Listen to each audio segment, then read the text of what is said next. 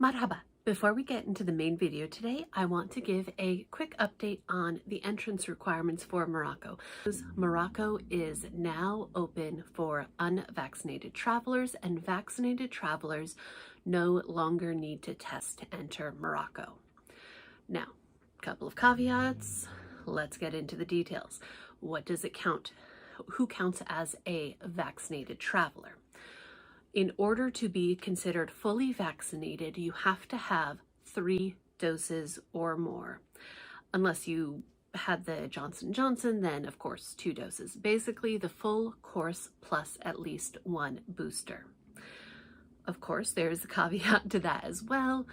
If your second dose was less than 4 months prior to your travel date, then you can go with just the 2. So if you are just in the process of getting vaccinated, first of all, wonderful, please do it if you are medically able to, but you can still go. You don't have to wait all the way until you have been able to get a booster. Now, what if you are unable to be vaccinated? Well, if you are unvaccinated, you can enter with a negative PCR test that was administered within 72 hours prior to travel. In addition to the proof of vaccination or negative testing, you still have to fill out the health form, which we always recommend print it out ahead of time. They don't always collect it, but if they do, you don't want to be stuck in line trying to fill it out. Just have it ready, make it easier just in case they want it. Other than that, everything else is open. There are no mask mandates, there are no quarantine requirements or anything like that. You don't have to show any negative testing or proof of vaccination as you're going different places, and everything is opened once again. So, if you have been wanting to go to Morocco, now's your time. Moroccan travel is back in full swing, and it is better than ever. So, hope to see you in Morocco soon, and let's get into the main video.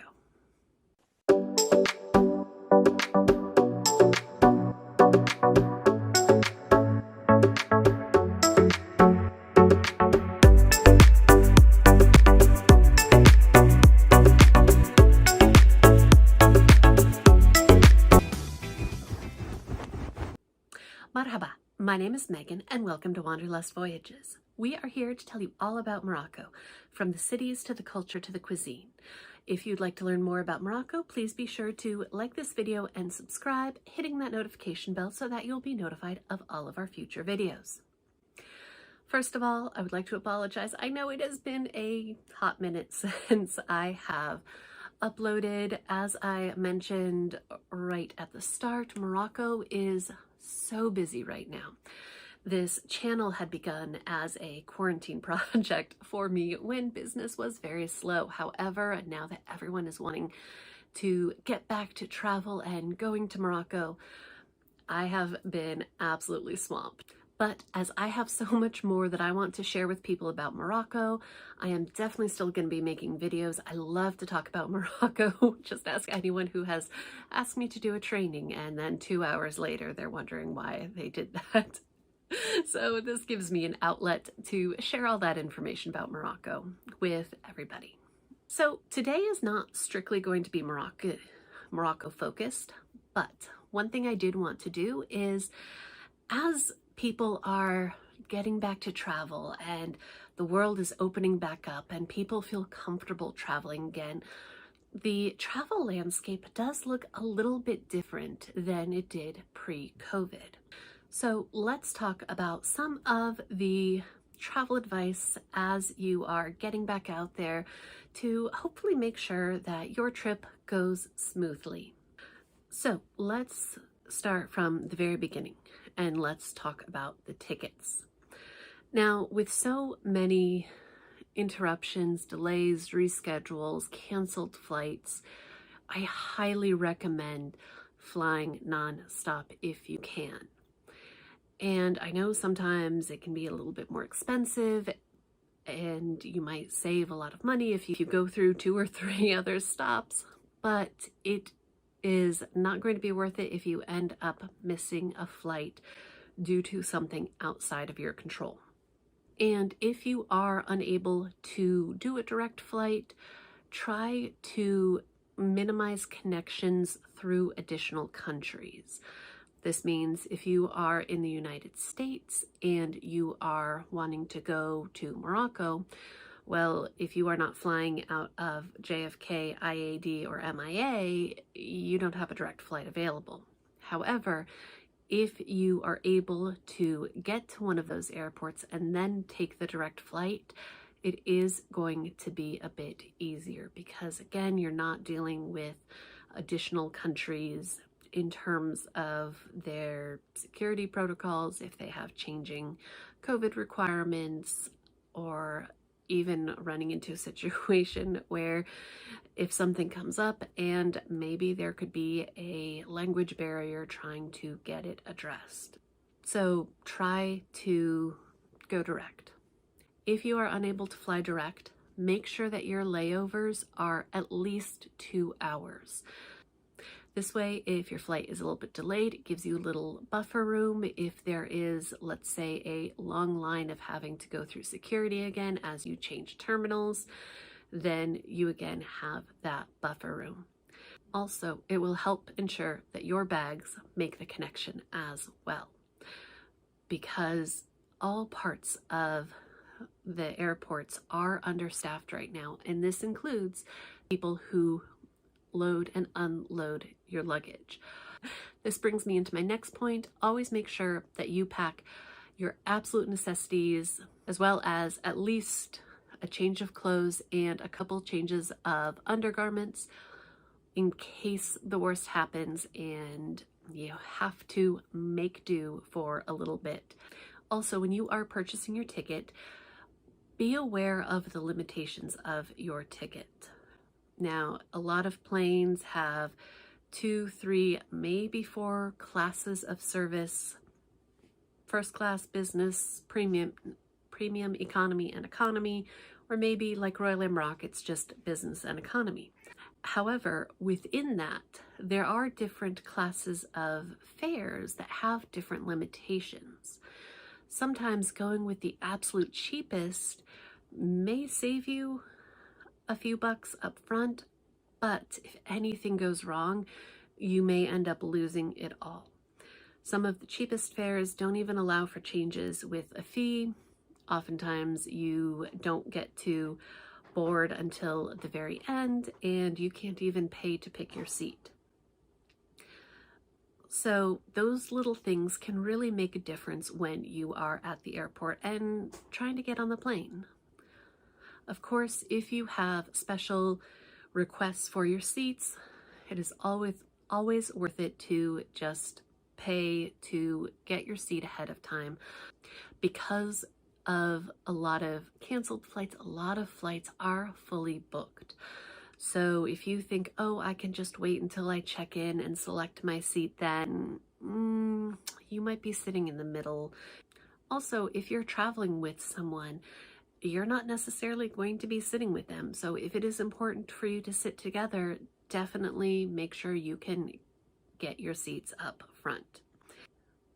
If you have a tendency to get airsick, it is good to try to be in the middle of the plane, kind of closest to the wing. That is going to be a little bit more stable. You're closer to the center of gravity, and you are less likely to have the really bad turbulence. So, well, you should never travel if you are sick with anything contagious.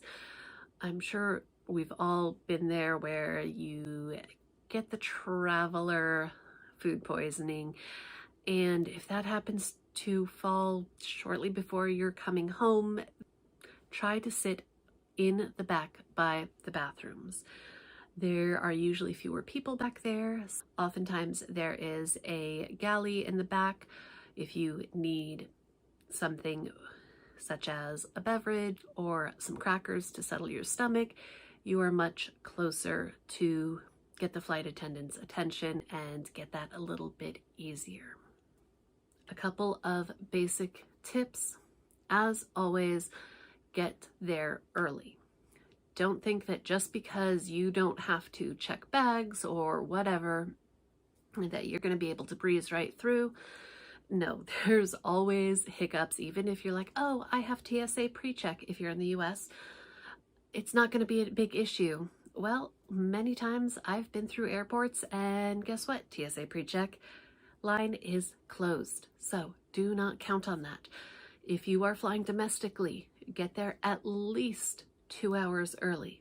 If you are flying internationally, at least 3 hours early. Things are just a little bit slower, and please try to have some patience. Everyone there is understaffed, overworked, and dealing with some people who are not very nice. I know that sometimes it can be very frustrating, but just take a breath. Remember, everyone's trying to accomplish the same goal, getting everyone onto the planes and on their trip. So just work with them, understand that they have the same goal that you do. Let's also talk about some things that can make you a little bit more relaxed and comfortable and able to get through this calmly. First of all, be sure to be dressed comfortably and be aware of what you're going to encounter trying to get through security, get through the airport, all of that. Shoes are, of course, an important part of this. If you're going to be standing in line for a long time or having to hike from one end of the airport to the other, you need to be comfortable. You need to also be safe. No one wants anyone tripping over their shoes or falling off their heels in the middle of the airport. Additionally, always try to dress with layers. The airports, the airplanes, and outside might all have completely different temperatures, and you want to be able to be comfortable for any of them. So keeping cool physically will, of course, help you keep cool emotionally. When you're packing, make sure you know what the restrictions are. Different locations do have different restrictions, and you do not want to be the person who is nearly missing your flight because your bag needs extra scanning or anything like that. So think about the things that you are choosing to put in your carry-on. And I don't just mean, be careful of the liquids and gels. There are some other things that often get flagged. Anything large and metallic, and oddly enough, thick stacks of papers. We have had bags pulled for extra screening because of a box of business cards, because it looked like maybe it was a big stack of money more than you're allowed to take. Other things to think about to get you through the security screening a little bit more smoothly is, of course, what you are physically wearing. Try to avoid things that have big decorative zippers. All it does is add more metal that's going to show up on the scanners. Additionally, for some reason with the new scanners, something that often causes problems is actually people wearing maxi skirts or dresses. And I know that can be kind of tough because they are often incredibly comfortable and a great way to have that flexibility of having your legs covered or maybe not covered or whatever with the temperature.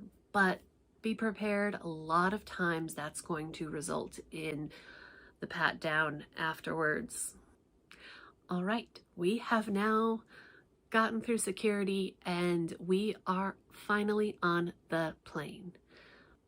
With full flights, it is more important than ever to observe proper airline etiquette. First of all, store your luggage quickly, put it in properly. Don't hog the overhead bin. Don't try to take the entire thing. And if it's half empty, do not close it. People need the space. Put the smaller one under your seat and get seated. If you're hoping to change seats with someone, definitely wait until that person is there to ask them. Do not assume someone is willing to give up a seat for you just because you want to sit by someone. And if they don't want to, that's it. Accept their answer. Do not make a scene.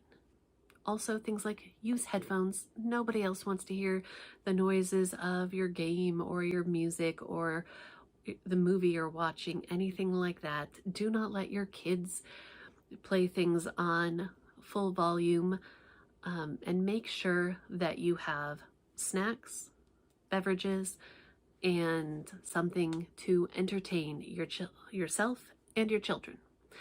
Now, I know buying water at airports is incredibly expensive. And however, in almost every airport, there is a water fountain that you can fill a bottle of water from. So bring a reusable water bottle. There are some excellent ones that fold up. They take up less space. And that way you can get through security, fill your water bottle, and then you will have it on the plane. It is important to stay hydrated. And if there is some kind of delay when you are sitting on the tarmac for a while, then you are definitely going to want something to drink. And of course, be aware of other people's personal space. Whoever is in the middle, they get both middle armrests. Do not stick your hair over the back of the seat or put your feet up on the armrest in front of you. Nobody wants to deal with someone else invading their personal space. Most people do not enjoy flying, and following basic etiquette can help make the situation better for everyone.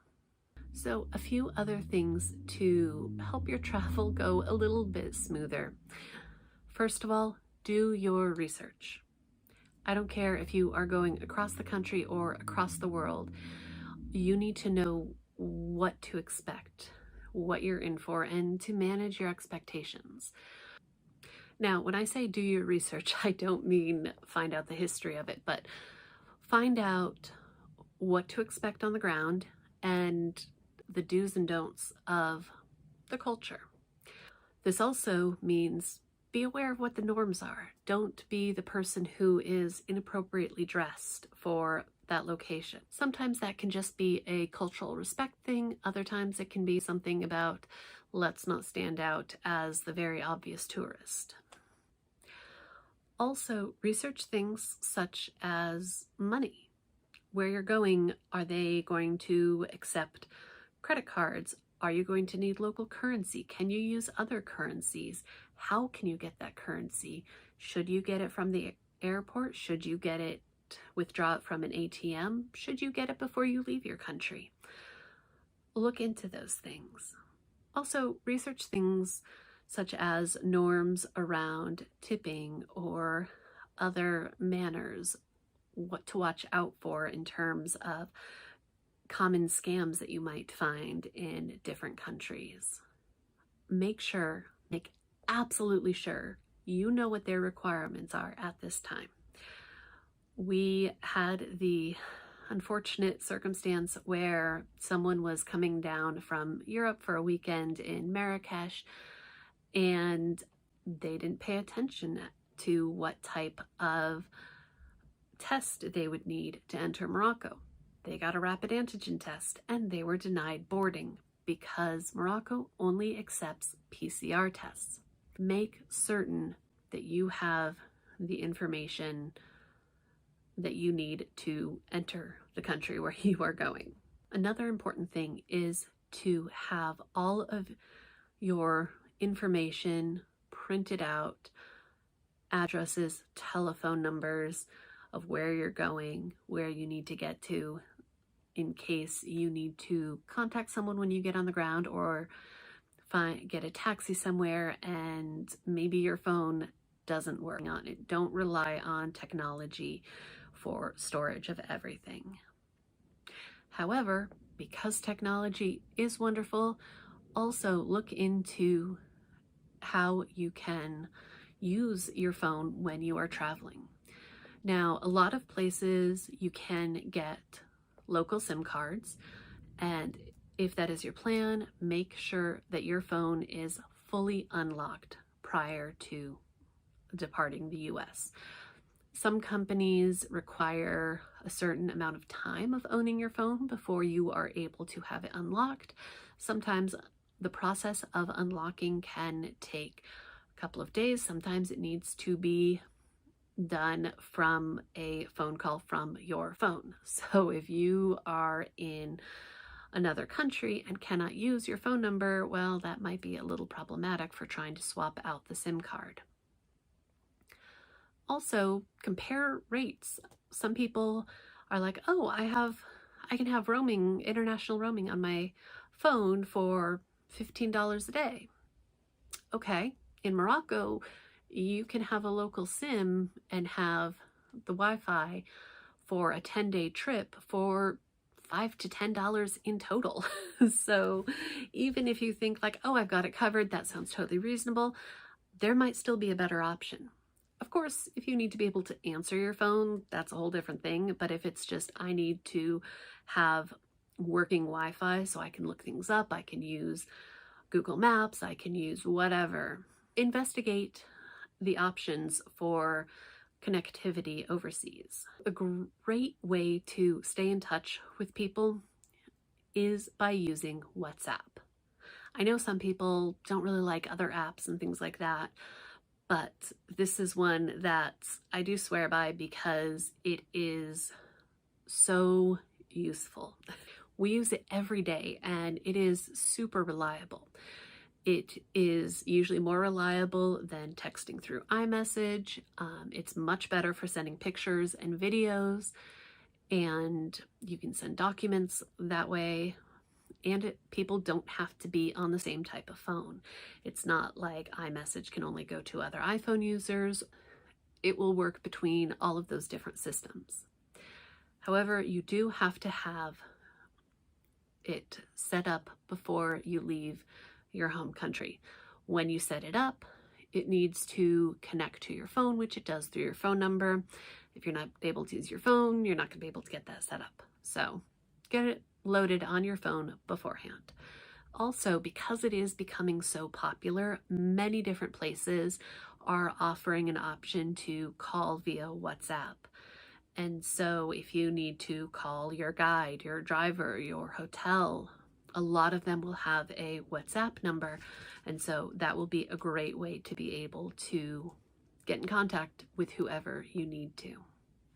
Finally, with all of the disruptions going on in travel lately, always make sure you know what your backup plan is. Make sure that you know if something goes wrong, who is it you should be calling. You should, of course, always get travel insurance because it can help cover the expenses that can be associated with delays or even a cancellation. Anything like that, it is important to know what your travel insurance policy will cover. This is also where working with a travel advisor is incredibly important. Not only can they help you with the travel insurance, but they are often a point of contact so that, let's say you get delayed by a day, you don't have to contact every single hotel. You have one point of contact. We recently had a family who, unfortunately, they were connecting through Montreal, and due to a delay, they missed their flight. Their entire trip got pushed back by a day. But because she knew that, okay, we were taking care of everything on the ground in Morocco, she contacted me. We were able to get everything rebooked so that it was all pushed a day later, and they were able to have a smooth vacation and enjoy their time. So know your plan B. Who should you contact? And if you may have limited contact, make sure you talk about that plan B with someone who can do that on your behalf. Make sure people know your travel plans and what to expect. So I hope that was helpful in giving you some things to think about as you are planning your next big adventure. And if I missed any suggestions or pieces of advice, drop them in the comments below. Share your knowledge with us all. Thank you so much for joining us, and I'll be back next time pretty soon because I didn't want to make this video too long. So next time I'm going to share with you some of my favorite products for traveling because I do a lot of travel and I have learned some must-haves. So join me next time for that, and I hope to see you in Morocco soon.